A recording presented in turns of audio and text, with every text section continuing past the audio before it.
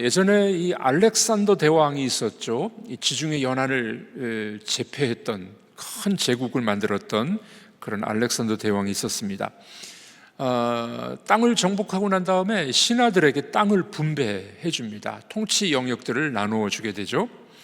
그래서 많은 수훈과 공을 세운 사람에게는 큰 땅을 나눠줍니다.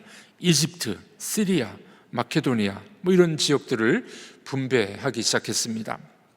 그런데 장군 중에 하나였던 리시마쿠스라는 장군이 있었는데, 리시마쿠스는 이 알렉산더 대제에게 별로 이렇게 인기가 없었습니다. 또 인정도 별로 못 받는 것 같습니다.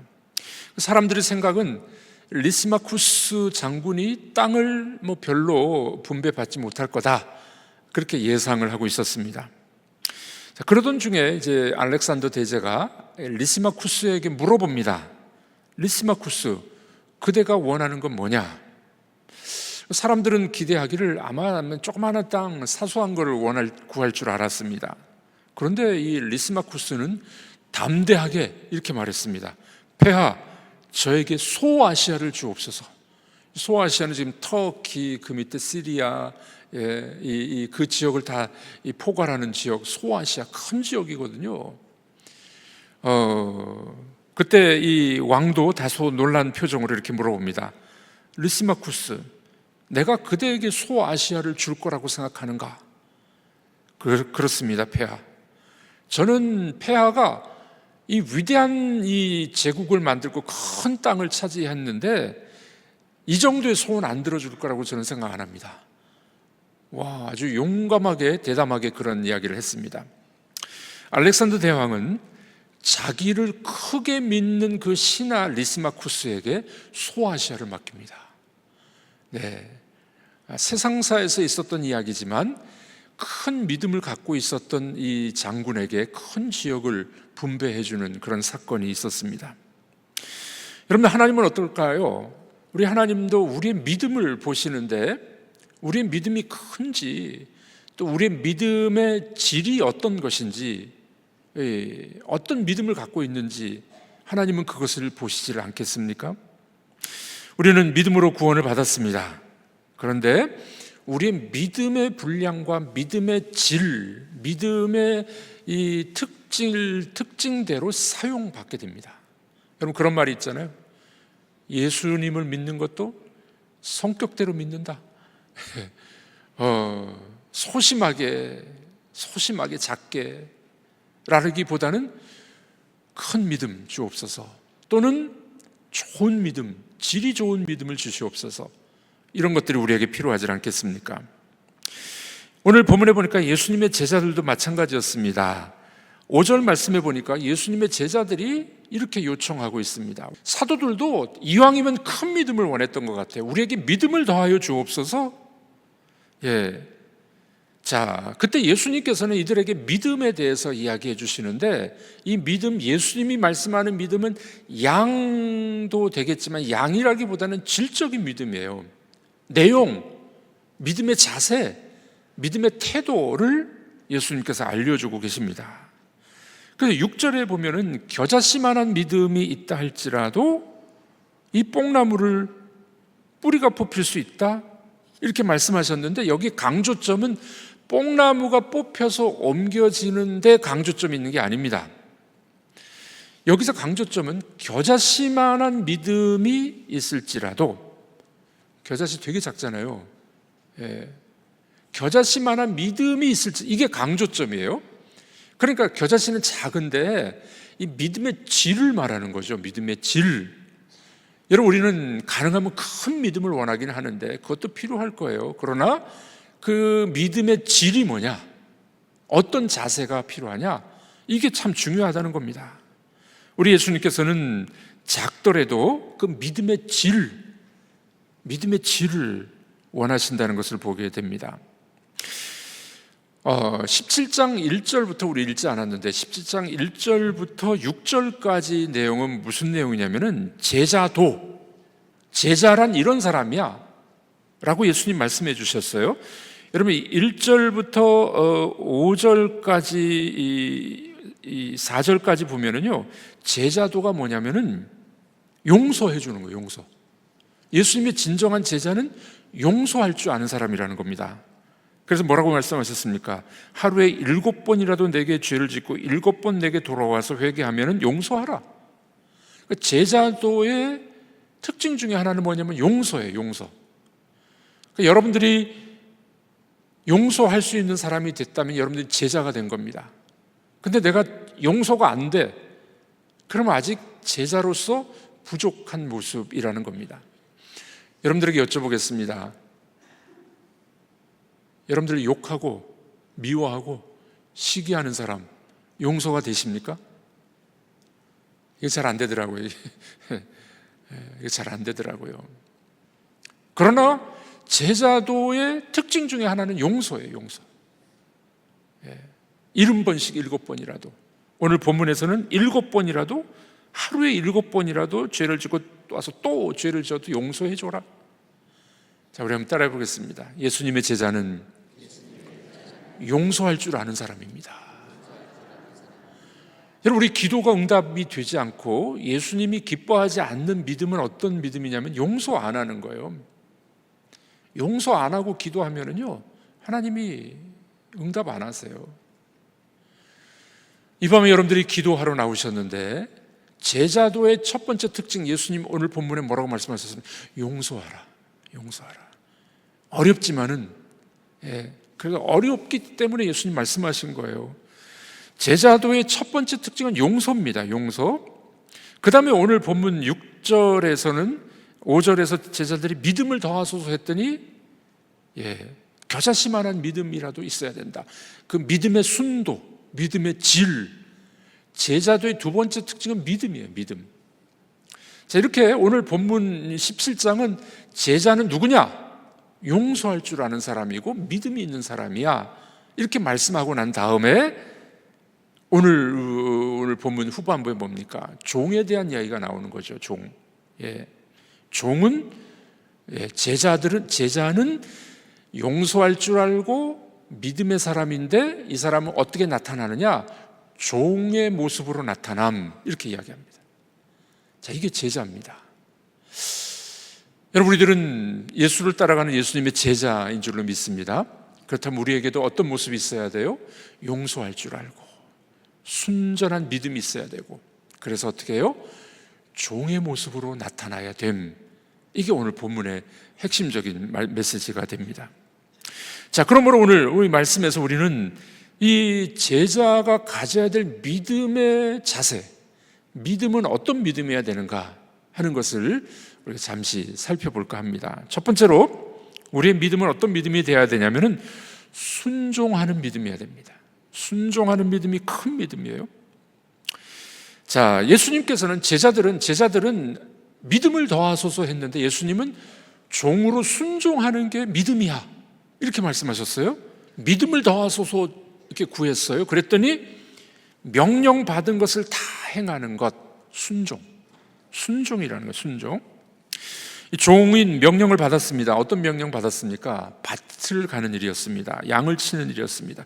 하루 종일 밭을 갈고 양을 치고 돌아왔습니다. 주인이 칭찬하고 잘했다, 너 좀 쉬어라, 음식은 다른 종이 할 거야, 그러는가요? 안 그래요.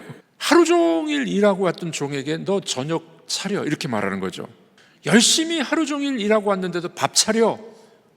그 밥을 다 차려주고 난 다음에 이제 종이 밥을 먹는 거예요. 종은 그런 사람이 종이라는 겁니다. 주인의 명령에 순종하는 사람, 순종하는 믿음이 큰 믿음이야, 이렇게 예수님 말씀하는 거예요. 이 비유의 핵심은 그겁니다. 제자도는, 제자로서 살아가는 사람은 종된 삶을 살아가는데 그 종의 믿음 태도는 뭐라고요? 순종이라는 겁니다. 주인의 명령이라면 무엇이든지 들어야 되는 겁니다. 부당한, 인격적이지 못한 대우를 받는다 할지라도 순종하는 것이 바로 종의 태도가 됩니다. 예전에 2001년 9월 11일 9.11 테러 사건 아시죠? 이 이슬람들이 이제 항공기를 납치해가지고 그 쌍둥이 빌딩, 무역 쌍둥이 빌딩에 그냥 들어가가지고 그 빌딩이 무너져서 3,000명인가 죽었죠. 엄청난 사건이 벌어지게 됐었습니다. 자, 이 아랍계의 방송들이 이거를 계속 이제 대서특필했던 거죠. 계속 방영했습니다. 그 모습을 보고 경건한 무슬림, 여러분 무슬림 중에서도 이 과격한 무슬림이 있고 경건한 무슬림이 있잖아요. 이 경건한 무슬림들이 그 장면을 보고 마음이 너무 아팠답니다. 다른 무슬림들이 이 사람을 죽이고 테러를 하고 수천 명을 죽이는 그 장면을 보면서 그들은 막 환호했지만 경건한 무슬림들은 가슴을 쳤다고 합니다. 세상에 이슬람이 이런 건가? 항공기를 빌딩 속으로 들어가서 수천 명의 무고한 시민을 죽이는 게 이슬람인가? 그러면서 이 경건한 사람들 중에서 무슬림을 떠나는 사람들이 그때 많이 등장을 하게 됩니다. 극단파 무슬림들이 모스크를 폭파하고 어린이들과 여인들을, 장애인들을 폭행하는 모습을 보면서 이 경건한 무슬림들이 기독교로 많이 개종을 했어요. 기독교로. 9.12 사태가 일어난 후 한 3개월 후에 12월 달에 사우디의 이슬람 지도자 세이크 아마드 알 카타니, 이름이 되게 기네요. 세이크 아마드 알 카타니, 이 사람이 알자지라 TV 방송에 나와서 이렇게 인터뷰를 합니다. 요즘 엄청 많은 무슬림들이 예수님을 영접하고 개종한다는 겁니다.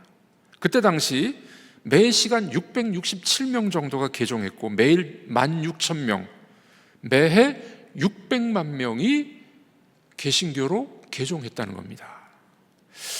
여러분, 우리가 얼른 생각하면 9.11 테러 사건이 벌어진 것, 이슬람이 더 강해지고 기독교는 약해질 것 같았죠. 그런데 이 불행한 사건을 통해서도 하나님은 놀라운 일들을 보여주셨습니다. 그 많은 무슬림들이 개종하고 주님께로 돌아오는 사건이 벌어졌던 것이었습니다. 여러분, 우리들은 말도 안 되는 사건들을 보면서 하나님이 어떤 때는 우리가 이해가 안 되는 일들을 보여주십니다. 하나님 말씀에 그렇게 하라는데 우리 머리로는 이해가 안 돼요. 그런데 여러분들, 하나님 말씀을 믿고 우리가 순종할 때 어떤 일이 벌어집니까? 우리가 기대하지 못했던 결과들이 나타나는 거예요. 그러므로 순종하는 자에게 나타나는 하나님의 능력이 있다는 겁니다. 근데 우리는 그게 힘들죠. 제자라고 하면서 믿음을 더하십시오 하면서도 순종은 어려운 거예요. 내 머리로 이해가 안 되면 순종을 못하는 겁니다. 저는 제 삶에 있어서 몇 번 하나님 앞에 순종해 본 경험이 좀 있습니다. 제가 원래 목사가 되려고 안 했거든요. 서울의 서대문 장로교회 돌아가신 목사님이 늘 그런 말씀하셨어요. 장성칠 목사님이라고 우리 교단의 총회장까지 하셨던 분인데, 이분이 늘 이런 말씀하셨어요. 제가 이제 중고등학교 때 이제 그분의 이 메시지를 기억을 합니다. 내 속은 썩은 고목나무라고. 속이 썩어가지고 고목나무 어떻게 생겼습니까? 이 겉모양은 번지르한데 속이 썩었잖아요. 그 목사님의 그 이야기에 목회하면 속이 다 썩는구나. 그리고 저는 목사 안 한다 그랬어요. 근데 하나님이 억지로 이렇게 끌어오시더라고요. 우리 어머님이 기도를 어떻게 하셨는지, 기도를 하셨대, 우리 어머님이.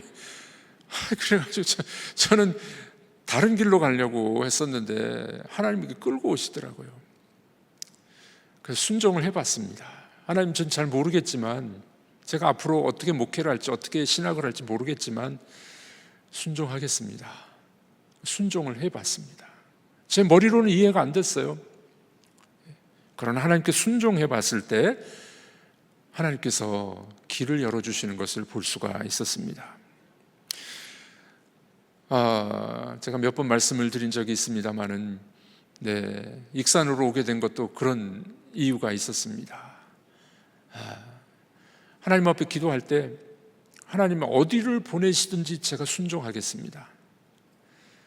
제가 선교사 사명은 없는 것 같은데 해외는 말고요, 대한민국에서 어디든지 하나님이 보내시는 곳 가겠습니다. 순종했습니다. 그렇게 기도했더니 이렇게 좋은 곳에서 익산에서 오라고 한 것 아닙니까? 제가 옛날 성락교회 제가 이력서 안 냈어요. 어떻게 알고 이제 부산까지 찾아오셨어요.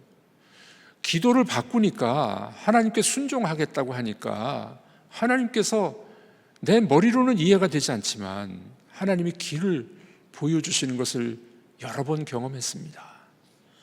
여러분, 순종은 참 어려운 거예요. 내 머리로 이해가 안 될 때도 있습니다. 그런데 오늘 주님은 믿음을 더하소서 했더니 그 믿음은 뭔 줄 알아? 순종하는 게 믿음이야. 그렇게 말씀하시는 겁니다. 여러분들 이런 믿음이 있으십니까? 내 머리로 이해가 안 돼도 하나님 말씀이라면 여러분 순종할 수 있는 마음이 있으십니까? 아멘은 한 명밖에 안 하시는. 그게 믿음이라는 거예요. 제자들은 믿음을 더하소서, 큰 믿음 주소서 그랬더니 예수님은 종처럼 순종하는 게 믿음이야, 이렇게 말씀하고 있는 겁니다. 여러분, 그렇습니다. 순종하는 믿음이 큰 믿음입니다. 믿음은 질이 문제입니다. 질이 문제예요. 순종하는 여러분들 믿음이 되시길 주님의 이름으로 축복합니다. 자, 예수님께서는 믿음을 더하소서 제자들이 했더니만 두 번째로 어떻게 말씀하십니까? 그 믿음이 뭔 줄 알아? 겸손한 믿음이 큰 믿음이야. 겸손해야 돼, 이렇게 말씀합니다. 예수님의 제자들은 메시아 왕국에서 큰 보상을 받기를 원했을 겁니다. 한 자리를 차지할 줄 알았었습니다. 그 심중을 파악한 예수님께서는 그거 버려, 공로의식 버려, 보상의식 버려, 이렇게 말씀합니다. 물론 하나님은 나중에 보상을 해주세요. 상급을 주세요. 그런데 우리가 믿음으로 살아가고 봉사하고 일하는 그때 우리의 태도가 상 받으려고, 누구에게 인정받으려고 그렇게 일하지 말라는 겁니다. 그래서 종 이야기를 하시는 거예요. 종 이야기. 여러분, 예수님 말씀하셨던 이 시대에, 그레코 로만 시대에 헬라와 이 로마 시대 때의 종은 어떤 종인지 아십니까? 특징이 세 가지가 있어요. 첫 번째는 권리가 없다. 종에게는 권리가 없어요. 두 번째, 의무만 있다. 세 번째, 보상이 없다. 여러분, 종한테 누가 이 보상을 해줍니까? 권리가 어디 있습니까? 그냥 의무로 일만 했던 겁니다. 여기 일꾼하고 종하고 좀 달라요. 여러분들 이 집 나간 탕자가 돌아올 때 뭐라고 이야기합니까? 아버지한테 가가지고 품꾼의 하나로 좀 써주십시오, 이렇게 말을 하잖아요. 이 품꾼은 일꾼하고 종하고는 달라요. 품꾼은 집에 거주하는 사람이 아닙니다. 밖에 살면서 일하고서 품삯을 받는 사람이에요. 근데 종은 그 집에 기거하면서 그 집에서 주는 밥을 먹고 사는 사람이 종입니다.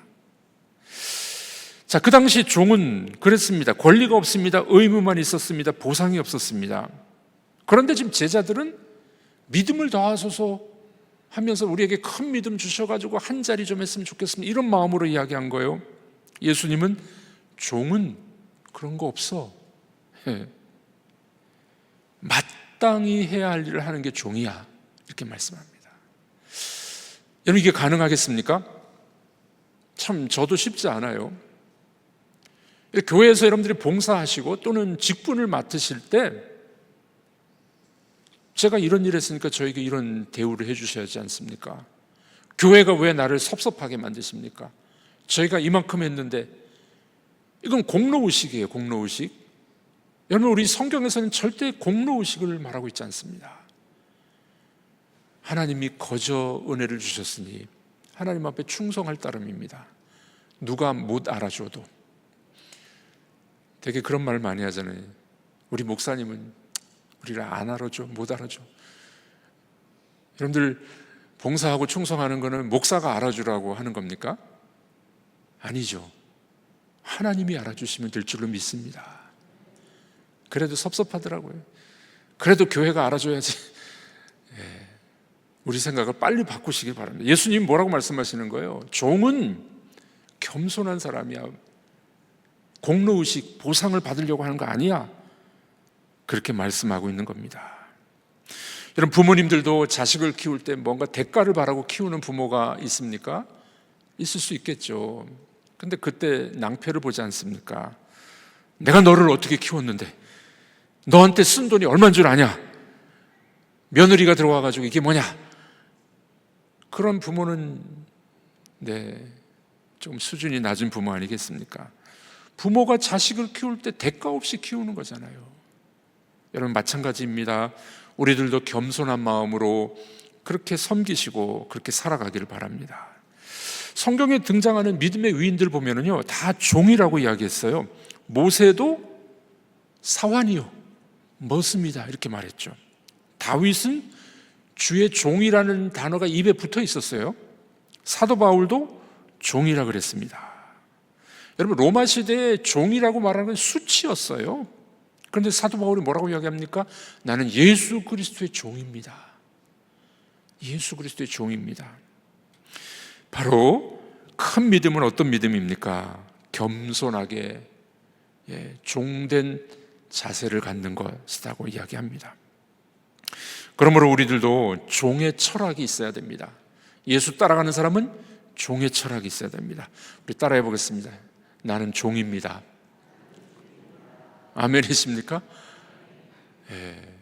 우리는 그리스도의 종이 되어야 될 줄로 믿습니다. 종은 억울해도 참습니다. 종은 손해봐도 인내합니다. 종은 부당한 대우를 받아도 괜찮습니다. 쉽지 않은 이야기. 그러나 그렇게 살아가는 종들이 되시길 주님의 이름으로 축복합니다. 그때 하나님께서 네 믿음이 정말 큰 믿음이야 이렇게 말씀하실 줄로 믿습니다. 일평생 종의 정신으로 갖고 살았던 웨슬리 목사님 좌우명이 이랬다고 합니다. 내가 할 수 있는 모든 선한 일을 하자.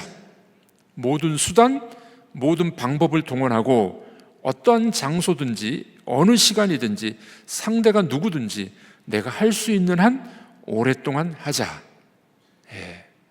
이게 웨슬리 목사님의 종의 철학이었다고 합니다. 우리는 상대를 골라가면서 섬기기도 하고 만나기도 하지 않습니까?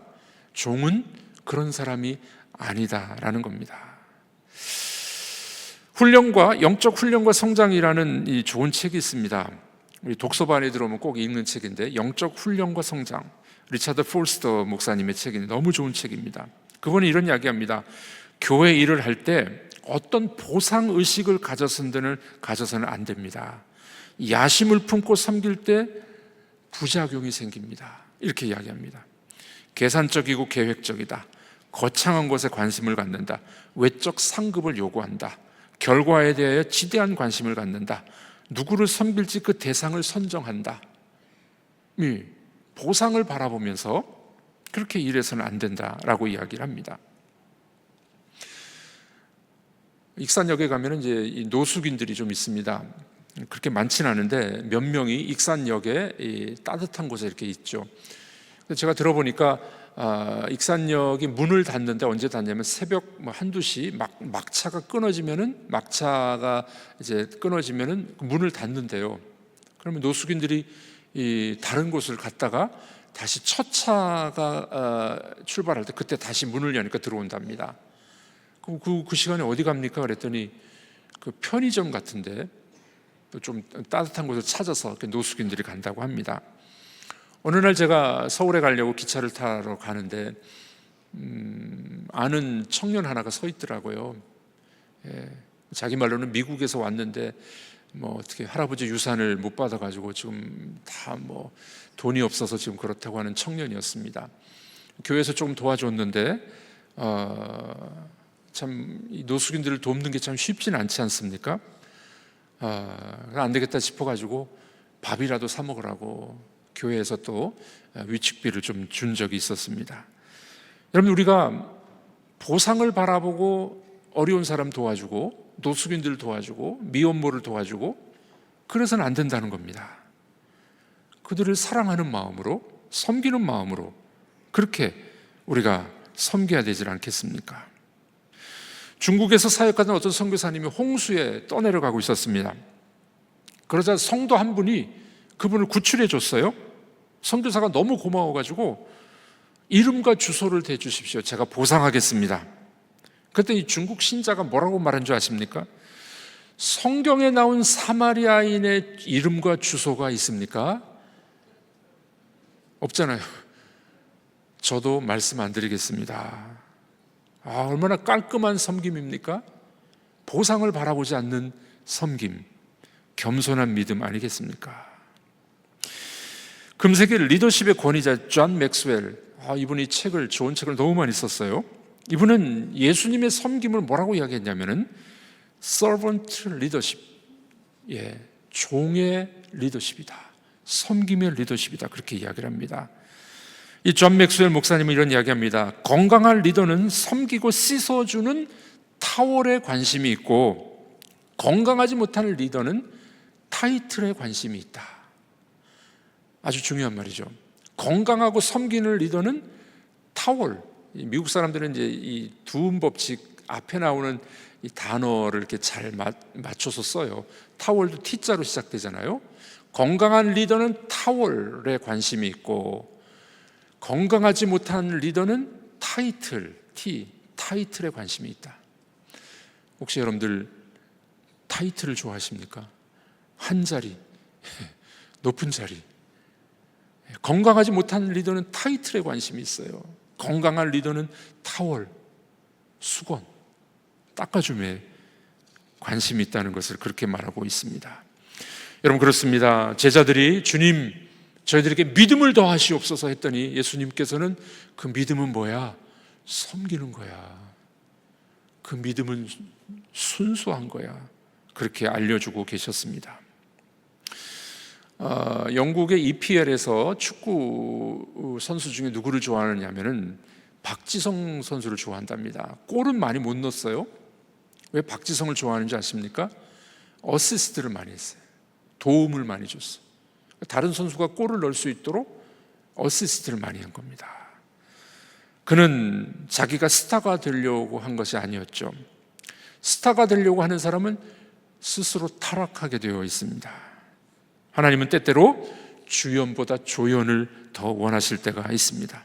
종의 마음으로 섬길 때 우리 하나님께서 귀하게 우리의 믿음을 받아주실 줄로 믿습니다. 이솝 우화에 램프와 달이라는 이솝 우화가 있어요. 환하게 빛을 내는 램프가, 등잔불 램프가 하늘에 비치는 희미한 달을 보고 비웃었어요. 나는 희미한 달과는 상대를 안 해. 나는 태양보다 더 밝은 빛을 내는 존재야. 자랑을 했습니다. 갑자기 바람이 휙 불어와가지고 램프가 불이 꺼져 버렸습니다. 이렇게 이야기합니다. 램프야, 너와는 달리 밤하늘의 달은 바람이 불어도 결코 꺼지지 않는 것을 명심해라. 이솝 우화에 나오는 이야기입니다. 종은 겸손하게 섬기는 사람이 종입니다. 큰 믿음 주시옵소서 했더니 주님은 섬기는 게 큰 믿음이야, 그렇게 말씀하셨습니다. 그리고 그 종은 무익한 종이 마땅히 할 일을 했을 뿐입니다. 고백하는 것이 종입니다. 여러분들은 그리스도의 종이십니까? 그리스도의 제자이십니까? 주님께서 원하시는 이 길을 함께 걸어가기를 주님의 이름으로 축복합니다.